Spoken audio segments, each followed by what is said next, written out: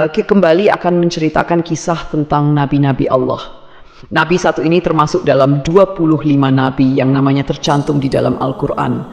Kisahnya sangat menarik untuk disimak, karena setan bahkan sampai iblis turun tangan pun tak sanggup untuk menggoda manusia pilihan Allah Subhanahu wa Ta'ala ini. Ditambah lagi, nabi ini seringkali dikait-kaitkan dengan tokoh Buddha.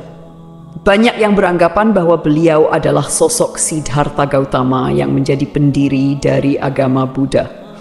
Untuk itu, di video kali ini, kita akan membahas tentang kisah Nabi Allah Zulkifli alaihissalam. Assalamualaikum warahmatullahi wabarakatuh, sobat beriman yang dimuliakan Allah. Alangkah lebih baik jika sahabat sekalian bantu channel ini terus berkembang dengan cara like, komen, dan subscribe. Semoga kita selalu dalam keadaan sehat walafiat, dipanjangkan rezekinya, dan dimudahkan urusannya. Amin ya rabbal alamin. Nama Nabi Zulkifli disebutkan hanya 2 kali di dalam Al-Quran, yaitu di dalam surat Syad ayat ke-48. Dan ingatlah kan Ismail, Ilyasa, dan Zulkifli. Semuanya termasuk orang-orang yang paling baik. Kemudian di surat Al-Anbiya ayat ke-85.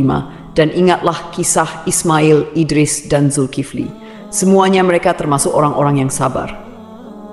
Meskipun Zulkifli tidak disebutkan secara tegas dalam Al-Quran bahwa beliau adalah seorang nabi, karena di kedua ayat tersebut nama Zulkifli disebutkan dengan pujian bersamaan dengan para nabi lainnya, maka para ulama dan sejarawan menyimpulkan bahwa Zulkifli juga seorang nabi. Menurut pendapat dari Imam Ibnu Katsir di dalam tafsir Al-Quran Al-Azim, beliau menegaskan bahwa Zulkifli adalah seorang nabi utusan Allah Subhanahu wa Ta'ala. Alasan beliau, tidak ada seorang pun yang namanya disebut dalam deretan nama nabi-nabi, kecuali dia adalah seorang nabi. Akan tetapi teman-teman, ada pula beberapa ulama yang menyebutkan bahwa Zulkifli bukanlah seorang nabi. Akan tetapi, beliau hanyalah seorang yang saleh dan adil. Di antara sekian banyak ulama yang berpendapat demikian adalah Imam Ibnu Jarir At-Tabari.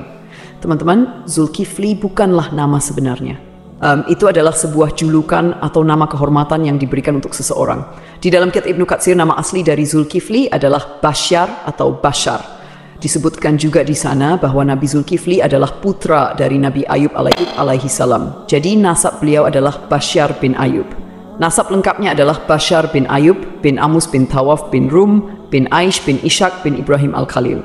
Beliau hidup sekitar abad ke-16 sampai abad ke-15 sebelum Masehi dan diutus Allah Subhanahu wa Ta'ala kepada suatu kaum yang bernama Arami atau Amori. Kaum ini adalah bangsa Romawi kuno yang tinggal di wilayah sekitar Damaskus, Suriah, dan Yordania. Di sanalah Nabi Zulkifli melanjutkan tugas kenabiannya dari ayahnya, yaitu Nabi Ayub. Ini adalah pendapat dari Imam Ibnu Katsir. Namun, para ulama lain ada yang berbeda pendapat tentang kapan masa diutusnya Nabi Zulkifli ini. Kalau menurut Imam Ibnu Jarir At-Tabari, Nabi Zulkifli adalah penerus dari Nabi Ilyasa yang hidup sekitar abad ke-9 Masehi. Namun, antara Imam Ibnu Katsir dan Imam At-Tabari sama-sama menyebutkan bahwa Nabi Zulkifli adalah salah seorang raja di negeri Syam. Kisahnya begini, teman-teman. Ada sebuah negeri di Syam yang dipimpin oleh seorang raja saleh. Raja ini merupakan salah seorang nabi yang diutus Allah Subhanahu wa Ta'ala. Beliau bernama Raja Ilyasa atau Nabi Ilyasa. Ketika itu Nabi Ilyasa sudah sangat tua dan beliau tidak memiliki anak laki-laki sebagai penerusnya. Maka ketika itu Nabi atau Raja Ilyasa mengumpulkan rakyatnya di suatu tempat. Kemudian Nabi Ilyasa berkata, "Wahai kaumku, saat ini aku sudah sangat tua dan tidak memiliki pengganti di kerajaan ini. Aku akan menunjuk salah seorang di antara kalian untuk menjadi penggantiku selagi aku masih hidup dan agar aku bisa melihat bagaimana kerjanya. Siapa yang mau menerima 3 hal dariku, maka aku akan tunjuk dia sebagai penggantiku. Yang pertama, selalu berpuasa di siang hari. Yang kedua, selalu salat pada malam hari. Dan yang ketiga, dia tidak pernah marah seumur hidupnya. Siapakah dari kalian yang mau?" Makanya, orang-orang dari kaumnya merasa tak sanggup melakukannya. Mereka pun saling tatap-tapan satu sama lain, berharap salah seorang di antara mereka ada yang tunjuk tangan. Namun, ditunggu beberapa lama, tak satu pun orang mau melakukannya ketika itu. Lalu dari barisan belakang ada yang menyahut, "Saya, wahai Nabiullah." Suara itu berasal dari seorang laki-laki yang usianya masih sangat muda. Pemuda ini bernama Basyar. Kemudian Nabi Ilyasa berkata, "Wahai anakku, engkau masih sangat muda. Tugas ini sangatlah berat untukmu." Nabi Ilyasa pun menolak pemuda ini karena dirasa dia masih sangat muda dan terlihat masih sedikit pengalaman.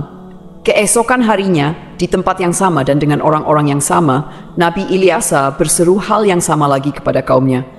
Tapi tetap saja ketika itu tak ada yang mau menerima tawaran tersebut, kecuali pemuda yang bernama Basyar. Dia kembali mengacungkan tangan, dan lagi-lagi Nabi Ilyasa menolaknya dengan alasan yang sama. Sampailah pada hari ketiga, Nabi Ilyasa berseru hal yang sama. Beliau berharap kali ini bukan hanya Basyar saja yang tunjuk tangan. Tapi ternyata teman-teman, sama seperti kemarin, ketika itu hanya Basyar yang tunjuk tangan dan menyanggupi segala persyaratan tersebut. Alasan detail Nabi Ilyasa menolak adalah karena selain dia harus menjadi raja yang menjamin kesejahteraan semua kaumnya, dia juga harus menjadi hakim yang adil, yang bisa berlaku bijaksana dalam memutuskan segala permasalahan kaumnya. Nah, karena Basyar ini masih sangat muda, Nabi Ilyasa khawatir dia tidak bisa berlaku adil dan bijaksana. Akhirnya, karena sudah 3 kali tidak yang mau, Nabi Ilyasa pun mengangkat Basyar menjadi raja sekaligus hakim. Namun, kegiatan yang dilakukan Basyar tetap dipantau oleh Nabi Ilyasa. Basyar pun mulai menjalani puasa di siang hari dan salat atau beribadah sampai larut malam. Sehari-hari, dia juga selalu menahan amarahnya. Nabi Ilyasa kagum dengan pemuda ini. Tak disangka-sangka, dia sanggup menjalani semua persyaratan itu. Dia juga luar biasa bijak dalam menyelesaikan segala masalah di dalam kaumnya. Nabi Ilyasa bangga kepada Basyar yang telah menepati janji-janjinya. Karena itu, Basyar diberikan julukan Zulkifli, yang artinya sanggup, karena kesanggupannya menjalankan semua persyaratan. Ditambah lagi, dia selalu berlaku adil dan bijaksana. Sobat beriman yang dimuliakan Allah, kisah naiknya Zulkifli atau Basyar menjadi raja disampaikan oleh Imam Ibnu Katsir di dalam kitabnya yang berjudul Qisasul Anbiya. Hanya saja nama rajanya berbeda, bukan Nabi Ilyasa, melainkan di sana dituliskan raja itu bernama Yasa. Lain halnya di dalam kitab Ibnu Jarir, beliau menuliskan bahwa raja pada masa itu adalah Nabi Allah Ilyasa. Seiring berjalannya waktu, Nabi Ilyasa pun meninggal dunia. Kini Raja Zulkifli tak ada lagi yang memantau. Sepeninggal Ilyasa, Nabi Zulkifli memimpin negeri Syam dengan sangat baik. Zulkifli sangat mementingkan urusan rakyatnya daripada urusan dirinya dan keluarganya. Beliau memegang teguh janjinya untuk selalu berpuasa di siang hari, beribadah di malam hari, dan tak pernah sekalipun marah. Zulkifli selalu sabar dalam keadaan apapun. Di sisi lain, iblis kesalehan dan kebaikan Nabi Zulkifli dalam memimpin rakyatnya, serta begitu kuatnya dia memegang janji. Maka iblis pun tak tinggal diam. Kemudian iblis mengutus tentaranya, yaitu setan-setan yang sangat kuat, untuk menggoda Zulkifli supaya minimal goyah sedikit keimanannya. Berkali-kali iblis mengutus setan untuk menggoda, berkali-kali pula mereka gagal. Tak ada satupun setan yang berhasil menggoda Nabi Zulkifli ini. Akhirnya, iblis berinisiatif untuk turun tangan langsung menggoda Nabi Zulkifli. Dia pun mulai mencari waktu yang tepat. Teman-teman, di dalam kerajaan Nabi atau Raja Zulkifli ini, setiap harinya beliau sibuk dengan urusan kerajaannya.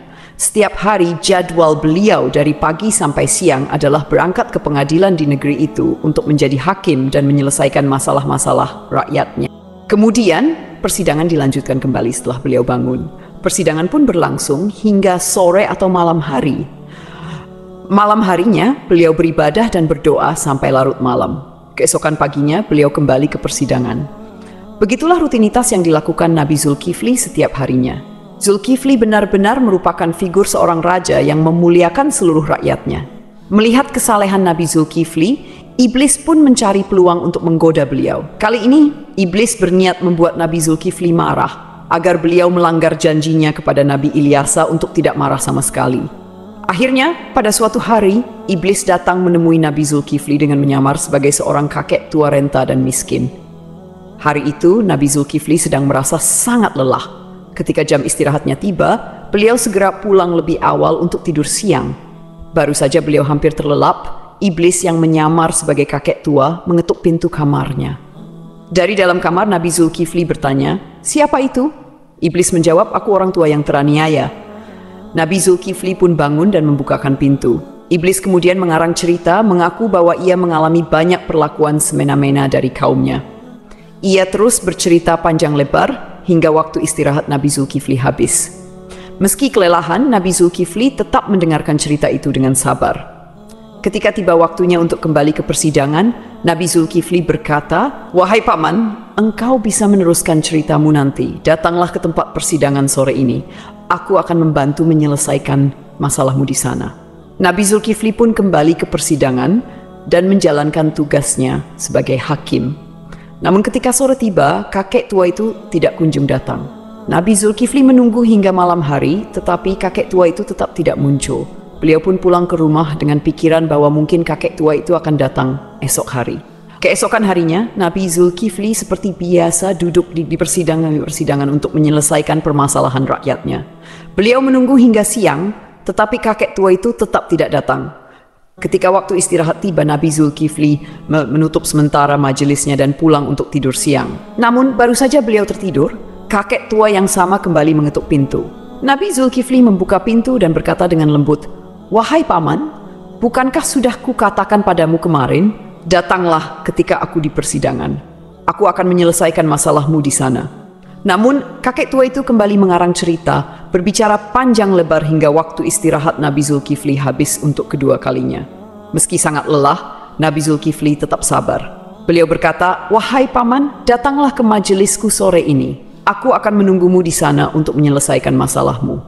Kakek tua itu pergi dan Nabi Zulkifli kembali ke persidangannya. Karena tak sempat istirahat, beliau tampak sangat lelah dan mengantuk. Ketika sore tiba, Nabi Zulkifli mencari kakek tua itu di tempat persidangan, tetapi kakek tua itu tidak datang lagi. Nabi Zulkifli berdoa kepada Allah Subhanahu wa Ta'ala agar diberikan kesabaran dan keteguhan hati sehingga beliau tidak marah. Pada hari ketiga, ketika waktu istirahat tiba, Nabi Zulkifli pulang dengan cepat. Hari itu, beliau merasa sangat lelah, bahkan lebih lelah dari hari sebelumnya. Ketika waktu istirahat tiba, beliau menyampaikan pesan kepada para penjaganya, "Jangan biarkan siapapun mendekati pintu ini. Aku ingin tidur. Hari ini aku sangat lelah." Baru saja Nabi Zulkifli tertidur, iblis yang menyamar sebagai kakek tua kembali datang dan mengetuk pintu. Namun, penjaga pintu dengan tegas berkata, "Hai paman, raja sedang istirahat. Beliau tidak ingin diganggu." Kakek itu berusaha memaksa masuk dengan alasan, "Aku sudah memiliki janji dengan raja untuk bertemu hari ini." Namun, penjaga tetap tidak mengizinkannya dan memintanya menunggu hingga waktu istirahat selesai. Iblis pun pergi, tetapi kemudian dia menemukan sebuah lubang di atas kamar Nabi Zulkifli. Melalui lubang itu, iblis memanjat dan masuk ke dalam kamar Nabi Zulkifli yang sedang tertidur. Iblis mendekati Nabi Zulkifli untuk membangunkannya dengan tujuan membuat beliau marah. Saat terbangun, Nabi Zulkifli melihat kakek tua itu dan bertanya, "Hai paman, apa yang kau lakukan di kamarku? Bukankah aku telah menyuruhmu untuk menemuiku di persidangan?" Hampir saja Nabi Zulkifli marah, tetapi beliau menahan amarahnya dengan sekuat tenaga. Melihat Nabi Zulkifli tetap sabar, iblis merasa putus asa. Lalu iblis berkata, "Wahai raja, coba lihat aku. Apakah engkau tidak mengenali siapa aku?" Nabi Zulkifli memperhatikan lebih jelas dan berkata, "Engkau pasti musuh Allah." Kakek tua itu menjawab, "Benar, aku adalah iblis. Engkau membuatku tak berdaya dalam segala hal. Aku melakukan ini semua untuk membuatmu marah agar kau melanggar janjimu." Namun, iblis akhirnya menyerah karena tidak berhasil membuat Nabi Zulkifli marah. Lalu ia pergi meninggalkan kamar tersebut. Cobaan dari kaum yang menentang. Selain gangguan dari iblis, Nabi Zulkifli juga menghadapi cobaan lain berupa pemberontakan dari sebagian kaumnya. Beberapa orang dari kaumnya menentang kekuasaannya dan berencana menghancurkan kerajaannya.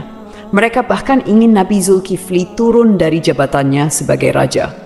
Melihat situasi ini, Nabi Zulkifli mengumpulkan pasukannya untuk melawan para pemberontak. Sayangnya, sebagian besar kaumnya enggan ikut berperang karena takut mati di medan perang. Mereka memberikan syarat yang hampir mustahil, yaitu jaminan bahwa mereka akan tetap hidup dan tidak terbunuh selama pertempuran. Nabi Zulkifli pun berdoa kepada Allah Subhanahu wa Ta'ala, memohon agar seluruh pasukannya diberikan keselamatan. Dalam pertempuran yang berlangsung sengit, doa Nabi Zulkifli dikabulkan oleh Allah. Tidak ada satupun anggota pasukannya yang gugur, dan pasukan Nabi Zulkifli berhasil meraih kemenangan.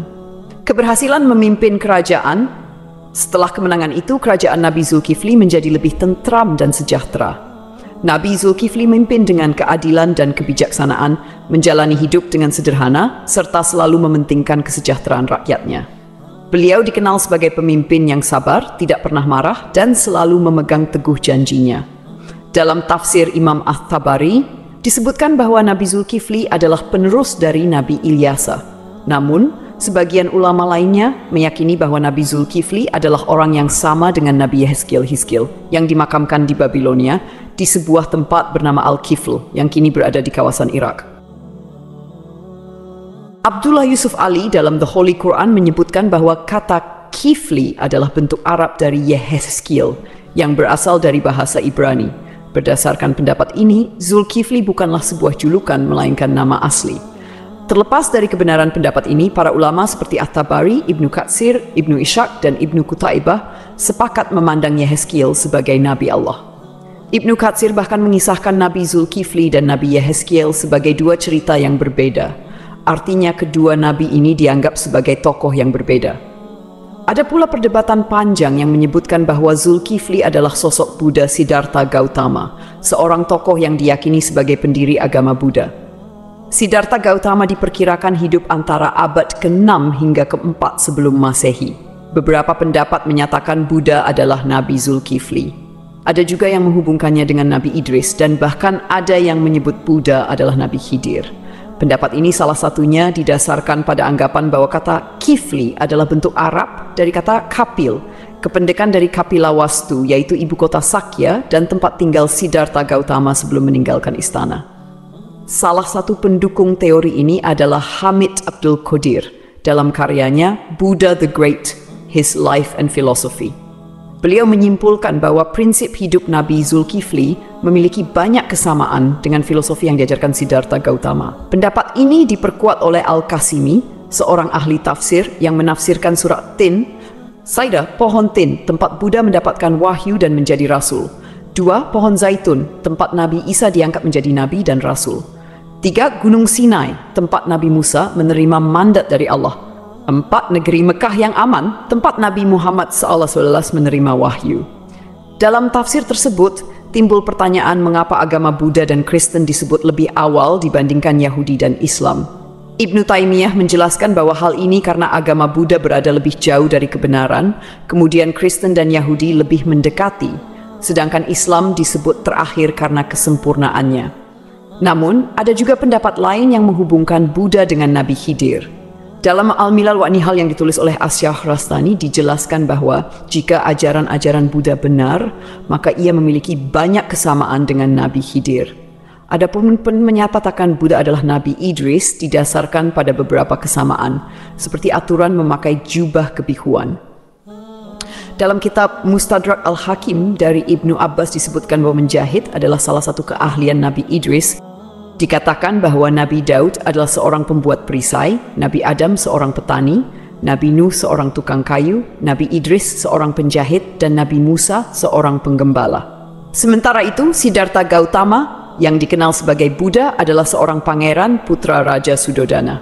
Pada usia 7 tahun, Pangeran Siddhartha memiliki 3 kolam bunga teratai, yaitu kolam bunga teratai biru Upala, kolam bunga teratai merah Paduma, dan kolam bunga teratai putih Pundarika. Kata Acider Sidra atau Sidar yang merujuk pada makna bunga teratai menjadi hal yang patut diperhatikan, terutama bila dikaitkan dengan Nabi Idris. Kisah Sang Buddha yang mencapai kesempurnaan menuju nirwana dianggap memiliki kesamaan dengan Nabi Idris yang mencapai surga Allah tanpa melalui kematian. Pada suatu malam, Pangeran Siddhartha memutuskan meninggalkan istananya dan menjalani hidup sebagai seorang pertapa.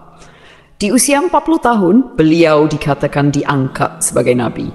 Sebagaimana nabi-nabi lainnya, Buddha Gautama juga meramalkan kedatangan Nabi Muhammad SAW. Dalam ajarannya, ia menyebutkan tentang Buddha Maitreya. Aku bukanlah satu-satunya Buddha. Selepas aku akan lahir seorang Buddha lagi yang dikenal dengan nama Maitreya. Dia akan memiliki banyak sifat-sifat mulia dan utama. Sejarawan Muslim bernama Al-Biruni yang pernah tinggal bertahun-tahun di India mencatat dalam kitabnya Al-Hind bahwa para penganut Buddha di India tidak menganggap Buddha sebagai Tuhan, melainkan hanya seorang nabi.